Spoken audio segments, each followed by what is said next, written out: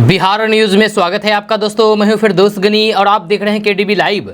दोस्तों आज हो चुका है 12 सितंबर 2023। तो आज की पूरे बिहार की टॉप न्यूज लेकर आए हैं आपके लिए। दोस्तों वीडियो शुरू करने से पहले आपको बता दें कि अगर आप हमारे चैनल पर नए आए हैं तो फिर चैनल को सब्सक्राइब करके बेल आइकन को प्रेस कर दीजिए और साथ ही वीडियो को लाइक कर दीजिए, अपने दोस्तों के साथ शेयर भी कीजिए। तो चलिए शुरू करते हैं आज की पूरे बिहार की टॉप न्यूज। दोस्तों आज बिहार न्यूज की शुरुआत टॉप हेडलाइन के साथ करते हैं। तो बात करते हैं कि बिहार के 81,595 किसानों को लौटाना होगा केंद्र सरकार का पैसा, आदेश जारी। सुशील मोदी कांग्रेस पर फायर, G20 में पहुंचे सीएम नीतीश कुमार पर दिया बयान, खड़गे को क्यों नहीं बुलाया गया। पीएम किसान योजना में इस तारीख तक किसान को करवाना होगा ई-KYC, वरना अटक जाएगा 15वीं किस्त का पैसा। चुनावी मोड में सीएम नीतीश कुमार, 2 दिन में 850 नेताओं संग बैठक। कल जिलाध्यक्षों प्रमंडल पदाधिकारियों से मिले आरजेडी की बैठक का दूसरा दिन।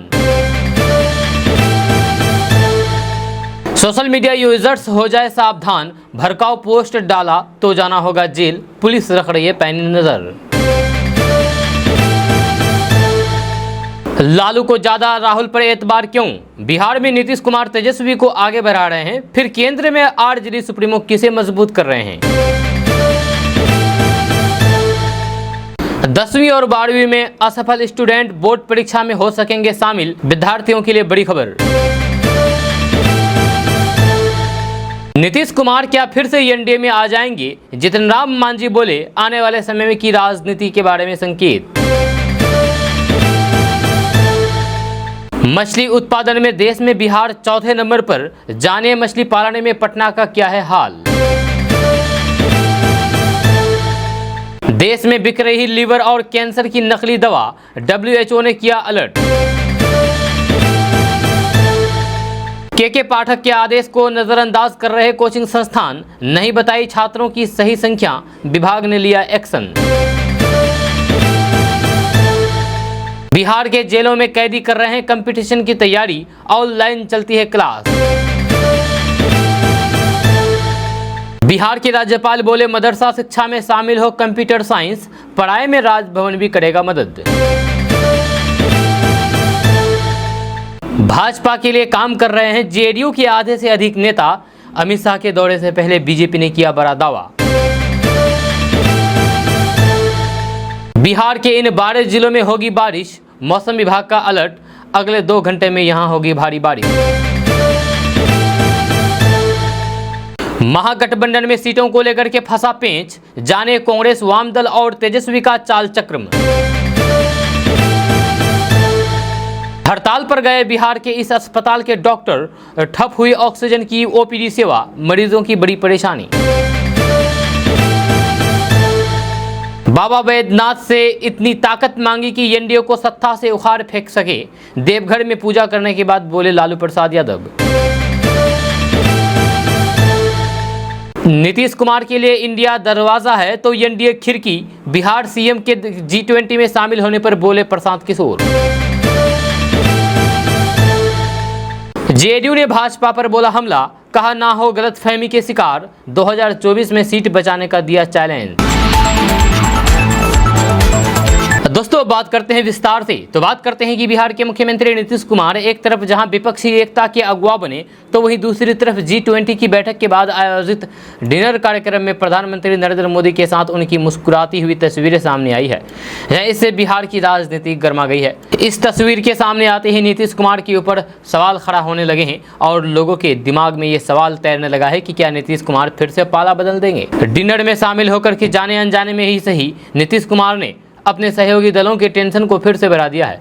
जब नीतीश कुमार की तस्वीरें सामने आते ही उनके ऊपर चुनावी रणनीतिकार प्रशांत किशोर ने हमला बोला है। प्रशांत किशोर ने एक वीडियो जारी किया है जिसमें उन्होंने कहा है कि नीतीश कुमार की राजनीति करने का यही तरीका है। नीतीश कुमार ने संदेश दिया है कि इंडिया उनके लिए दरवाजा है और एनडीए उनके लिए खिड़की है। अगर उन्हें इस गठबंधन में भाव नहीं मिला तो फिर वे खिड़की के रास्ते कभी भी वापस जा सकते हैं। जब वहीं बीजेपी के प्रदेश प्रवक्ता अरविंद कुमार सिंह ने भी इस पर बयान दिया है, जिसके बाद अटकलों का बाजार गर्म हो गया है। उन्होंने कहा है कि नीतीश कुमार ने G20 शिखर सम्मेलन के रात्रि भोज में शामिल होकर के इंडिया गठबंधन के साथ साथ डिप्टी सीएम और कांग्रेस को भी कई बातों का संदेश दिया है। वहीं नीतीश कुमार की तस्वीर वायरल होने के बाद जदयू के प्रवक्ता अभिषेक झा ने कहा है कि इस सम्मेलन में नीतीश कुमार की मौजूदगी लोकतंत्र की खूबसूरती है, इसका कोई राजनीतिक आधार नहीं है। हम उनके यानी कि एनडीए के विरोधी हैं, दुश्मन नहीं हैं। उन्होंने कहा है कि G20 शिखर सम्मेलन में राष्ट्रपति ने सभी प्रदेशों के मुख्यमंत्रियों को रात्रि भोज पर आमंत्रित किया था। इसमें नीतीश कुमार के साथ साथ सभी प्रदेशों के मुख्यमंत्री शामिल हुए थे। आपको बता दें कि भारत मंडपम में नीतीश कुमार के डिनर में शामिल होने के बाद प्रधानमंत्री नरेंद्र मोदी ने उन्हें अमेरिका की राष्ट्रपति जो बाइडेन से मिलवाया था। इसके बाद प्रधानमंत्री नरेंद्र मोदी ने तस्वीर अपने ट्विटर हैंडल पर शेयर की थी। दोस्तों, बात करते हैं कि बिहार के प्रतिभाओं का लोहा पूरी दुनिया मानती है। ये बात एक बार फिर से साबित हुआ है जब बिहार के दो बेटों ने पूरी दुनिया में बिहार का नाम रोशन किया है, जिसमें एक छात्रा को टाइम मैगजीन में जगह दी है, या वहीं दूसरी छात्रा को अमेरिका के प्रतिष्ठित नादर्द यूनिवर्सिटी ने रिसर्च के लिए बुलाया है। जब बिहार का मान बढ़ाने वाले दो छात्रों में एक पटना के पाटलिपुत्र में रहने वाले सयश कपूर है, जिन्हें टाइम मैगजीन ने विश्व के टॉप 100 शख्सियतों में शामिल किया है। पटना डीपीएस से 10वीं के छात्र रहे सयश 100 शख्सियतों में भारत से इकलौते हैं जिनकी तस्वीर प्रतिष्ठित टाइम मैगजीन ने अपने कवर पेज में छापी है, जहां सयश के लिए ये बड़ी उपलब्धि मानी जा रही है। वहीं दूसरी ओर औरंगाबाद की दोहरा के रहने वाले विनीत कुमार को स्टार्टअप इंडिया तेलंगाना सरकार और नादर्द विश्वविद्यालय बोस्टन की ओर से आयोजित कार्यक्रम में स्टार्टअप और आविष्कार के लिए दूसरा स्थान मिला है। इस कार्यक्रम को स्मार्ट आइडिया थॉन 2023 का नाम दिया गया था, जहां दूसरे स्थान पर आने वाले विनीत को अमेरिका के नादर्द विश्वविद्यालय अपने यहां 15 दिनों के लिए रिसर्च करने का ऑफर दिया है। इसमें विनीत के अलावा देश के 6 राज्यों से एक छात्र शामिल है। जब विनीत कुमार ने बताया है कि इसका आयोजन हैदराबाद में 24 और फिर 25 अगस्त को हुआ था। इसके अलावा उन्हें 1 लाख रुपए की छात्रवृत्ति भी मिली है। दोस्तों, बात करते हैं कि बिहार के लिए मौसम विभाग ने एक बार फिर से अलर्ट जारी किया है। मौसम विभाग के मुताबिक बिहार के कई जिलों में बादलों की सक्रियता बनी हुई है, जिसके प्रभाव से कहीं आंशिक तो फिर कहीं भारी बारिश हो रही है। लोगों को उमस से राहत मिली है। मौसम विभाग ने एक बार फिर से अलर्ट जारी किया है। मौसम विभाग के मुताबिक गोपालगंज, कैमूर, पूर्वी चंपारण, पूर्वी सीतामढ़ी, शिवहर, मुजफ्फरपुर, मुंगेर, बेगूसराय, सारण, पटना और भोजपुर जिले के कई इलाकों में अगले 2 से 3 घंटों में बारिश हो सकती है। जहाँ इसके साथ ही वज्रपात की भी आशंका जताई है। मौसम विभाग ने बिगड़ते मौसम को देखते हुए लोगों को चेताया है और कहा है कि वे सतर्क और फिर सावधान रहें। साथ ही बारिश के दौरान पेड़ के नीचे ना छिपें, बिजली के खंभों से दूर रहें, किसान अपने खेत में ना जाएं और मौसम सामान्य होने का इंतजार करें। दोस्तों, बात करते हैं कि साल 2024 के लोकसभा चुनाव को लेकर के केंद्रीय गृह मंत्री अमित शाह का खास फोकस बिहार पर है। यही वजह है कि वे लगातार बिहार के अलग अलग जिलों का दौरा कर रहे हैं, जहां अब एक बार फिर से अमित शाह का दौरा बिहार में होने जा रहा है। आगामी 16 सितंबर को अमित शाह मधुबनी के दौरे पर आ रहे हैं। जहां अमित शाह के दौरे से पहले बिहार की सियासत गर्मा गई है। जब विपक्ष का दावा है कि अमित शाह डर गए हैं, इसीलिए बार बार बिहार आ रहे हैं। वहीं बीजेपी ने बड़ा दावा कर दिया है। बीजेपी विधायक और पूर्व मंत्री जीवेश मिश्रा ने दावा किया है कि जेडीयू के आधे से अधिक नेता बीजेपी के लिए काम कर रहे हैं। जब बीजेपी विधायक और बिहार सरकार में मंत्री रहे जीवेश मिश्रा ने कहा है कि जो लोग ये दावा कर रहे हैं कि उन लोगों में ही डर समा गया है। अमित शाह ने पहले ही कहा था जब जहां भी जरूरत पड़ेगी वे बिहार आएंगे। बिहार की जनता ने भी आने वाले लोकसभा चुनाव में सभी 40 सीट बीजेपी और एनडीए गठबंधन को देने का मन बना लिया है। आपको बता दूं कि अमित शाह 16 सितंबर को बिहार के मिथिलांचल के झंझारपुर में आ रहे हैं। दोस्तों, आपने अक्सर सुना होगा कि कोई भी गलत काम करोगे तो फिर जेल जाना होगा, जेल की रोटी खानी होगी और जेल का खिचड़ी खाना होगा, जेल का हवा खाना होगा। लेकिन कभी भी ये बात नहीं सामने आई थी कि जेल के अंदर पढ़ाई भी करना होगा। लेकिन अब बिहार में ऐसा जेल है जहां कैदियों को ऑनलाइन क्लास दिलवाई जाती है। इतना ही नहीं बल्कि उन्हें ऑनलाइन कंपटीशन की तैयारी भी करवाई जाती है और इसमें देश के बड़े शिक्षक के जरिए कैदियों को ऑनलाइन क्लास दिलवाई जाती है। दरअसल बिहार राज्य के मंडल कारा बांका देश का पहला कारा बना जहां बंदियों के लिए डिजिटल साक्षरता अभियान शुरू किया गया है, जहां अब तक करीब 500 बंदियों को डिजिटल रूप से साक्षर किया जा चुका है। इसके अलावा जेल में साक्षरता अभियान के तहत निरक्षर बंदियों को साक्षर किया जा रहा है। इसके अलावा साथ ही किशोर बंदियों को प्रारंभिक, माध्यमिक और फिर शिक्षा के साथ नैतिक एवं व्यक्तिगत विकास का प्रशिक्षण दिया जा रहा है। NIOS के माध्यम से काराधीन बंदियों को माध्यमिक एवं उच्च माध्यमिक में नामांकन लिया जा रहा है, जिसकी परीक्षा अक्टूबर-नवंबर 2023 में आयोजित की जानी है। प्रशिक्षित बंदियों द्वारा बांका जेल में प्रतिदिन यानी कि हर दिन सुबह प्रार्थना, योगा, व्यायाम एवं PT कराई जाती है। दोस्तों, बिहार के बेतिया में एक अजीबोगरीब मछली लोगों के लिए कौतूहल का विषय बनी हुई है। जब मछुआरों के जाल में फंसकर के ये मछली नदी से बाहर आई, खबर फैलने पर बड़ी संख्या में लोग अब अनोखी प्रजाति की मछली को देखने के लिए आ रहे हैं। बिहार के बेतिया जिले के लोरिया प्रखंड की सिसई पंचायत के लाकर गांव में ये मछली मिली है। इस गांव के पास में बह रही नदी से मछली को पकड़ा गया था। जहाँ दिखने में मछली किसी हवाई जहाज की तरह है, रंग काला है और फिर 4 आंख है, जहाँ आंख 4 है। लोग सकरमाउथ कैटफिश बता रहा है। इस प्रजाति की मछली आमतौर पर अमेरिका की नदियों में पाई जाती है। अब इस अजीबोगरीब मछली को देखने के लिए आसपास के लोग इकट्ठा हो गए हैं। जानकारों का कहना है कि समरसाउथ कैटफिश अमेरिका के अमेजन नदी में पाई जाती है। आमतौर पर ऐसी मछलियां दूसरी मछलियों के अंडे खा जाती है, जिससे दूसरी मछलियों के लिए ये अभिशाप मानी जाती है। दोस्तों, अगर आप लिवर, डेफिटेलियो, कैंसर की दवाएं ऑनलाइन मंगाते हैं तो फिर आप सतर्क हो जाइए। WHO ने चेतावनी जारी की है क्योंकि आपके साथ बहुत बड़ी अनहोनी हो सकती है। जहां ऑनलाइन दवा खाने से आपको बहुत ज़्यादा नुकसान हो सकता है, ये WHO ने चेतावनी जारी की है। एक रिसर्च में ये खुलासा हुआ है कि जो व्यक्ति ऑनलाइन दवाई मंगा करके इसका सेवन करते हैं तो वे ठीक नहीं हो, बीमारी से ठीक नहीं होंगे बल्कि वे मौत को दावत दे रहे हैं। जहां WHO ने इन दवाओं के नकली संस्करणों के खिलाफ चेतावनी जारी की है। ये नकली दवाएं भारत सहित 4 देशों में पाए जा रहे हैं। आपको बता दें कि भारत में लिवर की दवा डेफेटेलियो और फिर कैंसर के इलाज में इस्तेमाल होने वाले इंजेक्शन एडसेट्रिक के नकली वर्जन मौजूद है। Drugs controller general of India ने इसकी जानकारी दी है। साथ ही सभी राज्यों और फिर केंद्र शासित प्रदेशों की ड्रग्स कंट्रोलर को इन दवाओं पर नजर रखने के निर्देश दिए हैं। कुछ दिनों पहले विश्व स्वास्थ्य संगठन यानी कि WHO ने इन दवाओं को लेकर के अलर्ट जारी किया था। इसके बाद DCGI ने 5 सितंबर को बताया है कि भारत सहित 4 देशों में एड्रोसेट्रिक इंजेक्शन के 50 मिलीग्राम के कई नकली वर्जन मौजूद हैं, जिसे टेडेका फार्मास्यूटिकल कंपनी लिमिटेड बनाती है। ये दवाएं अक्सर मरीज को निजी स्तर पर उपलब्ध कराई जाती है, जिनकी सप्लाई मुख्य रूप से ऑनलाइन होती है। दोस्तों, बात करते हैं कि मुख्यमंत्री नीतीश कुमार जनता के दरबार में हाजिर होकर के लोगों की शिकायत सुनी है। मुख्यमंत्री का जनता दरबार कल कुव्यवस्था की भेंट चढ़ गया। जब कहने को तो जनता दरबार का लाइव प्रसारण किया गया, पर यह सिर्फ दिखावे के लिए। लाइव प्रसारण बिना आवाज के ही किया गया, ऑडियो को गायब कर दिया गया था। दरअसल जनता दरबार के लाइव प्रसारण से सुशासन की बार बार पोल खुल रही थी। एक ही शिकायत लेकर के फरियादी बार बार मुख्यमंत्री के पास पहुंच रहे थे, जिससे सरकार की भारी फजीयत हो रही थी। शायद यही वजह है कि लाइव प्रसारण से ऑडियो को गायब कर दिया गया है। ना मिलेगी आवाज़ और ना खुलेगी जनता दरबार की पोल। जी हाँ, यही फॉर्मूला अपनाया गया है। सितंबर महीने में मुख्यमंत्री नीतीश कुमार कल दूसरी दफे जनता दरबार में हाजिर हुए। जब कल समाज कल्याण, शिक्षा समेत अन्य विभागों की समस्या को लेकर के फरियादी CM नीतीश कुमार के पास पहुंचे थे। मुख्यमंत्री समस्या सुनकर के अधिकारियों को फोन करके आवश्यक निर्देश देते रहे, लेकिन सिस्टम की लापरवाही ऐसी कि बिना आवाज के ही मुख्यमंत्री का दरबार लाइव किया गया था। जब कभी कभी आवाज सुनाई पड़ रहा था, फिर म्यूट कर दिया जा रहा था। मुख्यमंत्री जब फोन से अधिकारियों को निर्देश देते तो उस वक्त तो आवाज तो पूरी तरीके से बंद कर दिया जा रहा था। जब ये सरकार के निर्देश के बाद हो या फिर निचले स्तर की लापरवाही है, ये तो मुख्यमंत्री सचिवालय के अधिकारी ही बता सकते हैं। लेकिन इसे देख करके ऐसा लग रहा था कि अब जनता दरबार सिर्फ दिखावे का रह गया है। दरबार और अधिकारियों की बार बार पोल खुल रही थी, लिहाजा लाइव ऑडियो ही बंद कर दिया गया। दोस्तों, बिहार के सियासी गलियारों में चर्चा इस बात की है कि नीतीश कुमार 2025 में तेजस्वी यादव को CM बनाने की बात करते हैं, लेकिन लालू केंद्र की सियासत में नीतीश कुमार की जगह राहुल को मजबूत करने की बात क्यों कर रहे हैं।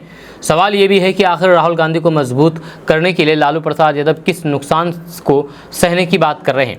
आखिर ऐसे बयान की जरूरत क्यों पड़ी है? लालू मैसेज क्या देना चाहते हैं? लालू का झुकाव नीतीश की बजाय राहुल की तरफ क्यों है? ये एक सवाल है। जहां पॉलिटिकल एक्सपर्ट की माने तो लालू बीजेपी को हराने से ज्यादा तेजस्वी यादव को सीएम बनने की राह क्लियर करना चाहते हैं। आरजेडी सुप्रीमो लालू प्रसाद यादव ये अच्छी तरीके से जानते हैं कि उनके लिए नीतीश से ज्यादा भरोसेमंद राहुल होंगे। यही कारण है कि एक बयान से उन्होंने एक साथ कई मुद्दों पर छाया धुंध को स्पष्ट कर दिया है। लालू के बयान से सबसे पहले नीतीश कुमार के संयोजक बनने की चर्चा पर ब्रेक लगी है। दरअसल इंडिया की हर बैठक में सीएम नीतीश कुमार के संयोजक बनने की चर्चा तेज होती जा रही थी। सिर्फ ये लालू यादव ही थे जिन्होंने सबसे पहले नीतीश कुमार के कन्वीनर बनने की बात को खारिज कर दिया था। मुंबई की बैठक से 5 दिन पहले ही उन्होंने कह दिया था कि एक नहीं बल्कि गठबंधन में कई कन्वीनर बनेंगे। लालू प्रसाद यादव के बयान के बाद से ये साफ हो गया है कि राहुल गांधी ही इंडिया के नेता होंगे। साथ ही लालू ने अपनी मंशा साफ जाहिर कर दिया है कि इंडिया में आज भी नीतीश से ज्यादा भरोसा राहुल गांधी पर ही करते हैं। जब बिहार की सियासत में लगभग आउट हो चुके लालू प्रसाद यादव एक बार फिर से सियासत की ड्राइविंग सीट में हैं। मकसद साफ है, बेटे तेजस्वी यादव को बिहार के मुख्यमंत्री की कुर्सी तक पहुंचाना, उन्हें मजबूत सियासी हैसियत दिलाना। इसके लिए जरूरी है एक मजबूत साझेदार। ये लालू प्रसाद यादव भी जानते हैं कि नीतीश कुमार पर विश्वास नहीं किया जा सकता। ऐसे में नीतीश कुमार से ज्यादा विश्वसनीयता उनके लिए कांग्रेस पार्टी और राहुल गांधी ही है। दोनों पिछले 2 दशक से एक दूसरे के मददगार रहे हैं। वरिष्ठ पत्रकार प्रवीण बागी कहते हैं कि लालू यादव का स्वार्थ इसी में है कि वे राहुल गांधी और फिर कांग्रेस को कस करके पकड़े रहे। जहां तेजस्वी यादव को प्रतिष्ठित जगह दिलाने के लिए वे राजनीति में कांग्रेस के कंधे पर सवारी करके अपनी स्थिति मजबूत करना चाहते हैं। इसमें नीतीश कुमार कहीं भी नजर नहीं आ रहे हैं। जहां बिहार में महागठबंधन की सरकार बनने के बाद लालू और नीतीश साथ मिलकर के गैर भाजपाई दलों को लामबंद किए हैं। नीतीश और तेजस्वी साथ मिलकर के कोलकाता, दिल्ली, ओडिशा और फिर अन्य राज्यों में जाकर के छत्रपों से मिले, उन्हें कांग्रेस के साथ मिलकर के आगे बढ़ने के लिए मनाया। दोस्तों बात करते हैं कि लालू प्रसाद यादव और तेजस्वी यादव की पार्टी राष्ट्रीय जनता दल संगठन की बैठक दूसरे दिन भी जारी है। बैठक तेजस्वी यादव के आवास में हुई है। सोमवार को दक्षिण बिहार के संगठन से जुड़ी बैठक हुई है। जब पहले दिन उत्तर बिहार की बैठक हो चुकी है, जब बूथ स्तर पर पार्टी की मजबूती को प्राथमिकता दी जा रही है। जब तेजस्वी यादव खुद मॉनिटरिंग कर रहे हैं। सोमवार को भागलपुर, मुंगेर, मगध, पटना कमिश्नरी संगठन की बैठक में इस क्षेत्र से जुड़े पार्टी के विधायक, मंत्री, पूर्व प्रत्याशी आदि शामिल हुए। जहां चुनाव की तैयारी को लेकर के संगठन किसी भी तरीके से कमजोर नहीं हो इसको लेकर के बूथ स्तर पर पार्टी को मजबूत करने की बड़ी तैयारी चल रही है। जिन इलाकों में बूथ स्तर पर संगठन मजबूत नहीं है वहां के लिए रणनीति बनाई जा रही है। दोस्तों सीबीएसई ने असफल छात्रों को 10वीं और 12वीं बोर्ड परीक्षा में शामिल होने का मौका दिया है। जो छात्र साल 2023 में फेल हो गए थे और फिर वे कंपार्टमेंटल परीक्षा में भी पास नहीं हो पाए थे, अब बोर्ड इन छात्रों को एक बार फिर से परीक्षा में शामिल होने का मौका देगा। इसके लिए छात्रों को 12 सितंबर से 11 अक्टूबर तक ऑनलाइन आवेदन करने का मौका दिया गया है। इसके लिए छात्रों को 1500 रुपये शुल्क के तौर पर देने होंगे। जब वहीं देरी शुल्क के साथ छात्र 12 से 19 अक्टूबर तक ऑनलाइन आवेदन कर सकते हैं। देरी शुल्क को 2000 रुपये अतिरिक्त देना होगा। आपको बता दें कि कोरोना काल में असफल छात्रों ने दोबारा परीक्षा देने का मौका नहीं दिया गया था, क्योंकि साल 2020, 21 और फिर 23 में बोर्ड परीक्षा नहीं ली गई थी। स्कूल के प्री बोर्ड और फिर नवीं वार्षिक परीक्षा रिजल्ट को आधार बनाकर के बोर्ड रिजल्ट दिया गया था, लेकिन इस बार बोर्ड ने असफल छात्रों को वार्षिक बोर्ड परीक्षा में शामिल होने का मौका दिया है। दोस्तों मछली पालन में बिहार अब देश के टॉप 4 राज्यों में शुमार हो गया है। मछली पालन और इसके कारोबार में बिहार के कई ऐसे जिले हैं जिनका अहम योगदान है, लेकिन बिहार में मछली पालन में सबसे बड़ा योगदान शेखपुरा जिला का है। जहां 5 साल पहले तक मछली उत्पादन में बिहार काफी नीचे था, लेकिन अब धीरे धीरे ये टॉप की तरफ बढ़ने लगा है। सरकार के आर्थिक सहयोग की वजह से शेखपुरा जिला जमुई, नालंदा, नवादा, लखीसराय, पटना, बेगूसराय आदि को ताजी मछली उपलब्ध करा रही है। पटना जिले में मछली उत्पादन खपत के करीब पहुंचने पर है। जिले में सालाना लगभग 28,000 मैट्रिक टन खपत होती है। खपत के अनुसार सालाना लगभग 26,000 मैट्रिक टन उत्पादन को लेकर के काम हो रहा है। जिले में ग्रामीण इलाकों में नए नए तालाब के निर्माण होने, बायोफ्लो की यूनिट का लाभ, मछली के चारे के मिल स्थापित होने, रेफ्रिजरेटर वाहन, ice plant, cycle, motorcycle, ice box आदि के लिए अनुदान मिलने से मछुआरों के द्वारा दिलचस्पी दिखाई जा रही है। यही कारण है कि पटना मछली उत्पादन में आत्मनिर्भर होता जा रहा है। बिहार में मछली पालन के लिए नए तालाब के निर्माण पर बिहार सरकार की तरफ से 90% तक सब्सिडी दी जाती है। इसके साथ ही मछली बेचने के लिए गाड़ी और फिर आईएस बॉक्स खरीदने पर भी बिहार सरकार अनुदान दे रही है। इसके कारण ही बिहार में मछली का उत्पादन बढ़ा है। जहाँ इसके बावजूद भी बिहार में दूसरे राज्यों से सालाना 870 करोड़ रुपए की मछली मंगाई जाती है। शेखपुरा जिले में करीब 195 सरकारी और 200 से अधिक निजी तालाब पर मछली पालन का काम किया जाता है। दोस्तों, नीतीश सरकार उद्यमी योजना के तहत बिहार के लोगों को 10 लाख रुपए दे रही है। अगर आप भी उद्यमी योजना के तहत कुछ करना चाहते हैं तो फिर यह खबर आपके लिए महत्वपूर्ण है। दरअसल राज्य सरकार की ओर से मुख्यमंत्री उद्यमी योजना के लिए ऑनलाइन आवेदन की तिथि घोषित कर दी गई है, जहां आप इस योजना का लाभ उठाने के लिए ऑनलाइन आवेदन कर सकते हैं। मिली जानकारी के अनुसार 15 से 30 सितंबर तक लाभार्थी इस सुविधा को पाने के लिए ऑनलाइन आवेदन कर सकते हैं। वहीं इस मामले में अधिक जानकारी के लिए आप आधिकारिक वेबसाइट www.uddhami.gov.in से ले सकते हैं। वहीं इस योजना के लाभ को उठाने के लिए आपकी उम्र 18 से 50 साल के बीच होनी चाहिए। आपको बता दूं कि इस योजना का लाभ उठाने के लिए न्यूनतम शैक्षणिक योग्यता 10+2 ITI, पॉलिटेक्निकल डिप्लोमा या फिर समकक्ष होने अनिवार्य है। इसके अलावा मैट्रिक का प्रमाण पत्र जिससे जन्मतिथि सत्यापन हो सके उसे ऑनलाइन देना अनिवार्य है। साथ ही संगठन का प्रमाण पत्र, जाति प्रमाण पत्र और महिलाओं के लिए पिता के नाम से जाति होना अनिवार्य है। साथ ही आधार कार्ड, पैन कार्ड, तत्काल में खींची गई पासपोर्ट साइज की तस्वीर, हस्ताक्षर का नमूना, बैंक स्टेटमेंट जिसमें अकाउंट खोलने की तिथि का साक्ष्य हो, ये देना होगा। जब वित्तीय वर्ष 2023-24 में मुख्यमंत्री उद्यमी योजना के तहत 8000 आवेदनों का चयन कैटेगरी ABC के रूप में किया जाएगा। जहां A कैटेगरी में 58 परियोजनाओं के लिए 4000 लाभुकों का चयन किया जाएगा। B कैटेगरी में चर्म एवं वस्त्र, खाद्य प्रसंस्करण तथा अन्य क्षेत्र में 24 परियोजनाओं के लिए 3500 लाभुकों का चयन किया जाएगा। C कैटेगरी में बियाडा औद्योगिक क्षेत्र में मात्र वस्त्र और चर्म उद्योग के लिए 5 परियोजनाओं के लिए 500 लाभुकों का चयन किया जाएगा। आपको बता दें कि राज्य सरकार यानी कि बिहार सरकार के द्वारा युवाओं को रोजगार के लिए 10 लाख रुपए का लोन दिया जाता है। जहां आवेदन में चुने गए लाभुकों को प्रशिक्षण के लिए 25,000 रुपए प्रोत्साहन राशि दी जाती है।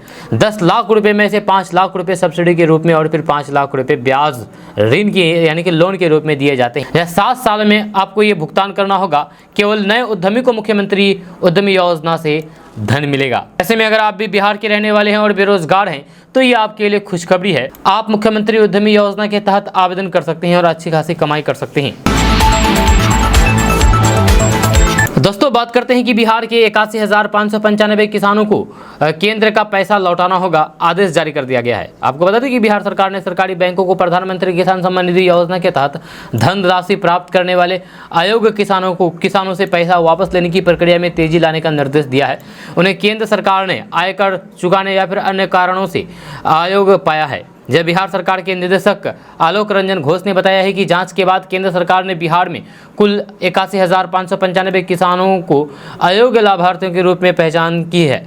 जहां राज्य कृषि विभाग ने सभी संबंधित बैंकों से अयोग्य किसानों से धनराशि वापस लेने की प्रक्रिया में तेजी लाने को कहा है। लगभग 81 करोड़ रुपए वापस लिए जाने हैं। आलोक रंजन घोष ने कहा है कि राज्य स्तरीय बैंकर्स समिति की हालिया बैठक में बैंकों के सभी वरिष्ठ अधिकारियों को अयोग्य किसानों से राशि वापस लेने की प्रक्रिया शुरू करने को सर्वोच्च प्राथमिकता देने को कहा गया है। जब बैंकों को यह भी सलाह दी गई है कि यदि आवश्यक हो तो फिर अयोग्य किसानों को नए सिरे से अनुस्मारक भेजें। जहां इसके अलावा बैंकों को अयोग्य किसानों के खाते में से लेन देन पर रोक लगाने को भी कहा गया है। ये भी कहा गया है कि कुछ बैंकों ने अब तक अयोग्य लाभार्थी किसानों को 10 करोड़ रुपए वापस ले लिए हैं। जहां उन्होंने कहा है कि उत्तर बिहार ग्रामीण बैंक और फिर दक्षिण बिहार ग्रामीण ने भी अयोग्य लाभार्थी किसानों से कुछ राशि वापस ले ली है। बताया है कि इस योजना के जिन लाभार्थियों को सरकार ने आयकर का भुगतान करने या फिर अन्य कारणों से अयोग्य पाया है, उन्हें अब तक प्राप्त राशि सरकार को वापस करनी होगी। दोस्तों बात करते हैं कि बिहार के नवादा में आक्रोशित ग्रामीणों ने सड़क का विरोध अनोखे तरीके से किया है। जर्जर रोड और फिर जल जमाव की समस्या से परेशान होकर के आम लोगों ने सड़कों पर ही धान की रोपनी शुरू कर दी है। जब आपको बता दें कि पूरा मामला बिहार के नवादा जिला की नरहट बाजार का है, जहां आक्रोशित ग्रामीणों का जबरदस्त गुस्सा देखने को मिला। जहां सीएम नीतीश कुमार और फिर स्थानीय सांसद और विधायक के खिलाफ लोगों में जबरदस्त आक्रोश देखने को मिला है। दरअसल जिले का रोड पिछले 15 साल से जर्जर है और फिर 15 साल में कई सांसद बदल गए हैं, कई विधायक बदल गए हैं, लेकिन किसी ने इस रोड के बारे में नहीं सोचा। और आज आलम ऐसा है कि लोगों का सड़क पर चलना भी मुश्किल हो गया है। जब पंचायत की आबादी 10,000 है, लेकिन रोड आदर्श गांव खनका को जोड़ता है और पूरे प्रखंड का मुख्य बाजार नरहटी माना जाता है, जहां पर प्रतिदिन 10 पंचायत के लोग मार्केटिंग करने के लिए पहुंचते हैं। लेकिन ये रोड का आलम यह है कि यहाँ की जनता इस रोड को देख करके परेशान है। ग्रामीण सुनीता देवी, मुखिया देवी, सुधीर चौधरी आदि दर्जनों लोगों ने कहा है कि हम लोगों के द्वारा अक्सर इस सड़क को बनाने की मांग कर रहे हैं, लेकिन किसी ने हम लोगों की मांग को पूरा नहीं किया है। जब हम लोगों ने आज ये सोचा है कि सोमवार को नरहट के रोड पर ही धान की रोपनी कर दिया जाए, शायद इससे बिहार के सीएम और नीतीश कुमार और जनप्रतिनिधियों की आंख खुले। दोस्तों बात करते हैं कि बिहार के एक नेता की गंदी बात का वायरल ऑडियो ने सियासी इलाके में तहलका मचा दिया है। कथित तौर पर यह बताया जा रहा है कि ये वायरल ऑडियो एक बड़ी पार्टी से जुड़े हुए नेता की है। बताया जा रहा है कि ये एक फ़ोन पर हुई बातचीत का एक ऑडियो है। वायरल ऑडियो में नेता फ़ोन पर एक लड़की से बातचीत कर रहे हैं, जैसे साथ ही एक दूसरी लड़की से चरित्र को लेकर के बेहद गंदी बातें बोल रहे हैं। जैसे साथ ही बिहार सरकार के मंत्री का नाम भी उन्होंने इसमें घसीट दिया है और उन पर गलत शब्दों का इस्तेमाल किया है। बिहार के नेता का 2 ऑडियो में से एक ऑडियो क्लिप 20 सेकंड का है, जिसमें वे बिहार सरकार के मंत्री के कैरेक्टर पर सवाल उठा रहे हैं, जैसे साथ ही किसी लड़की से दूसरी लड़की के चरित्र पर आपत्तिजनक भाषा का इस्तेमाल कर रहे हैं। जैसे साथ ही बिहार सरकार के मंत्री पर पैसे देने की बात भी ऑडियो में सुनी जा सकती है। या इसके अलावा दूसरा ऑडियो क्लिप 1 मिनट 24 सेकंड का है, या इसमें वे लड़की के लिए अपशब्द का इस्तेमाल कर रहे हैं, या हालांकि वे किसी लड़की से ही बातचीत कर रहे हैं। जब पटना के एक लोकल मीडिया हाउस से जुड़ी बातचीत हो रही है, या इस ऑडियो क्लिप में भी वे 2 प्रमुख नेता का नाम ले रहे हैं। वायरल ऑडियो को लेकर के नेताओं से संपर्क करके उनका जवाब जानने की कोशिश की, लेकिन संपर्क नहीं हो सका। दोस्तों बात करते हैं कि दिल्ली में हुई G20 सम्मेलन की चर्चा देश दुनिया में हो रही है, वहीं दूसरी ओर पार्टियों के बीच राजनीति भी जारी है। इस सम्मेलन में बिहार के मुख्यमंत्री नीतीश कुमार को भी आमंत्रित किया गया था और वे भी गए थे। इन सबके बीच कई सवाल को लेकर के बिहार के पूर्व उप मुख्यमंत्री एवं राज्यसभा सांसद सुशील कुमार मोदी ने कांग्रेस को घेरा है। सीएम नीतीश कुमार पर भी बयान दिया है। सुशील कुमार मोदी ने बयान जारी करते हुए कहा है कि G20 सम्मेलन के अवसर पर राष्ट्रपति के रात्रि भोजन में शामिल होकर के मुख्यमंत्री नीतीश कुमार ने घरेलू राजनीति को परखे हैं, लेकिन उनकी सरकार के मंत्री और पार्टी प्रवक्ताओं ने भारत की बड़ी कूटनीति सफलता पर ओछे बयान देकर के वैश्विक मुद्दे पर अपनी नासमझी और फिर दुर्भावना ही प्रकट की है। कांग्रेस अध्यक्ष मल्लिकार्जुन खड़गे को आमंत्रित न किए जाने पर कहा है कि जब देश की सबसे बड़ी और फिर सत्तारूढ़ पार्टी बीजेपी सहित किसी दल के अध्यक्ष को आमंत्रण नहीं था, तब कांग्रेस क्यों मुंह फुलाए हुए बैठी रही। आगे बीजेपी नेता ने कहा है कि कांग्रेस बीजेपी विरोध की सनक में भारत विरोधी हो गई है, इसीलिए पार्टी पूर्व अध्यक्ष ने ठीक सम्मेलन के समय विदेश जाकर के आयोजन की आलोचना की और फिर उनके अधिकार मुख्यमंत्रियों ने G20 का बहिष्कार किया। ये आमंत्रण के बाद भी रात्रि भोजन में शामिल नहीं हुए ताकि सोनिया गांधी नाराज ना हो जाए। दोस्तों बात करते हैं कि प्रधानमंत्री किसान सम्मान निधि योजना का लाभ लेने के लिए किसानों को ई-KYC कराना अनिवार्य है। जब बहुत से किसानों का ई-KYC नहीं हो पाया है, जिसके चलते योजना का लाभ नहीं ले पा रहे हैं। इसको देखते हुए अब हर राज्य ग्राम में कैंप का आयोजन किया जाएगा। इसके बाद भी किसानों को प्रधानमंत्री किसान सम्मान निधि योजना का लाभ मिलेगा। दरअसल कृषि निदेशक के निर्देश अनुसार सीवान जिला में ई-KYC के लिए छूटे हुए किसानों के लिए राज्य ग्राम वार कैंप का आयोजन 11 से 26 सितंबर तक किया जाएगा, जिसमें किसान बंधु अपना ई-KYC करा सकते हैं। इसके बाद ही पीएम किसान सम्मान निधि योजना के अंतर्गत आगामी 15वीं किस्त का भुगतान होगा। यही नहीं, बैंक खाता को NPCI से लिंक भी होना अनिवार्य है, आवश्यकता है। दोस्तों बात करते हैं कि बिहार में असिस्टेंट प्रोसिक्यूटर ऑफिसर के पद पर निकली वैकेंसी के लिए आवेदन करने वाले उम्मीदवारों का इंतजार अब खत्म हुआ है। यह बिहार पब्लिक सर्विस कमीशन की तरफ से BPSC APO मेन एग्जाम का रिजल्ट जारी कर दिया गया है। आपको बता दें कि इस वैकेंसी के लिए आवेदन प्रक्रिया फरवरी 2020 में शुरू हुई थी। लंबे समय से इस वैकेंसी के रिजल्ट का इंतजार हो रहा था। रिजल्ट चेक करने के लिए बीपीएससी एग्जाम की ऑफिशियल वेबसाइट bpsc.bih.nic.in पर जाना होगा। यह बिहार पब्लिक सर्विस कमीशन की तरफ से जारी इस वैकेंसी के लिए आवेदन प्रक्रिया 7 फरवरी 2020 को शुरू हुई थी। इसमें आवेदन करने के लिए कैंडिडेट्स को 21 फरवरी 2020 तक का समय दिया गया था। इस वैकेंसी के लिए प्रीलिम्स परीक्षा 7 फरवरी 2021 को हुई थी।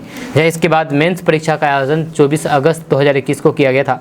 अब इस परीक्षा का रिजल्ट जारी किया गया है। रिजल्ट चेक करने के लिए सबसे पहले ऑफिशियल वेबसाइट bpsc.bih.nic.in पर जाना होगा।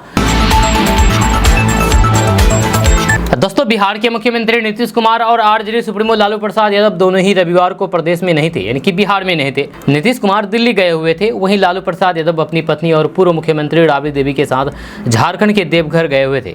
इस बीच बिहार के उप मुख्यमंत्री तेजस्वी यादव ने अपनी पार्टी राजद के विधायकों और फिर नेताओं की बैठक बुला ली। इससे सियासी हलचल बढ़ गई। बिहार के मुख्यमंत्री नीतीश कुमार की दिल्ली में प्रधानमंत्री नरेंद्र मोदी से शनिवार को हुई मुलाकात के बाद रविवार को अचानक उप मुख्यमंत्री तेजस्वी यादव ने अपने आवास पर राजद नेताओं की बैठक बुला ली। इधर राजद सुप्रीमो लालू प्रसाद यादव और पूर्व मुख्यमंत्री राबड़ी देवी भी झारखंड के देवघर पहुंचे थे। ऐसे वक्त में तेजस्वी यादव का पार्टी के विधायकों और फिर मंत्रियों के साथ बैठक करने से सियासी गलियारों में काफ़ी सरगर्मी आ गई है।